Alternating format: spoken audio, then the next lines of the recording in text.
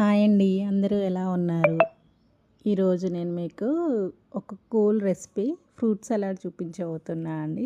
Simple ఇంగ్రీడియంట్స్తో మన ఇంట్లోనే చేసుకోవచ్చు హ్యాపీగా. ఇంటిల్లిపాది బయట తినే దానికంటే ఎక్కువ క్వాంటిటీలో తినవచ్చు. దీనికి నేను తీసుకున్న వచ్చేసి ఒక 5 టైప్స్ ఆఫ్ ఫ్రూట్స్ తీసుకున్నా అండి. అలాగే 1 litre milk, 2 spoons of custard powder and ఒక బౌల్ ఆఫ్ షుగర్ అండి.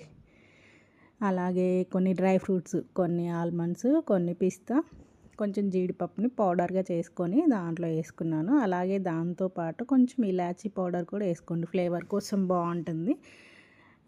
ఇదంతా నేను చూపిస్తా అండి ప్రాసెస్ మీకు. ఫస్ట్ అయితే వీడియోలోకి వెళ్దాము. హాయ్ అండి, welcome to my channel.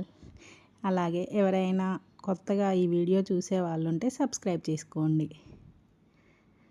First అయితే బౌల్ని పాలు బాగా మరగాలండి. మరిగిన తర్వాత దాంట్లో కొన్ని తీసుకొని ఒక 2 టేబుల్ స్పూన్స్ ఆఫ్ కస్టర్డ్ పౌడర్ని పాలలో మిక్స్ చేసుకోండి. మిక్స్ చేసుకున్న తర్వాత పొంగే పాలు ఉంటాయి కదా, పొంగే పాలలో ఆల్రెడీ పొంగుతున్న పాలలోనే మీరు కస్టర్డ్ పౌడర్ని కలపండి. కలిపి దాంట్లోనే డ్రై ఫ్రూట్స్ పౌడర్ వేసి మిక్స్ చేసి ఆ కస్టర్డ్ పౌడర్ ప్లస్ పాలు మంచిగా మిక్స్ చేసిన తర్వాత అవి కొంచెం చిక్కబడ్డాక, బాగా చిక్కబడాలండి. ఇక్కడ నేను చూపిస్తున్నాను స్క్రీన్ మీద మీకు ఏమేమి ఫ్రూట్స్ తీసుకున్నాను అని.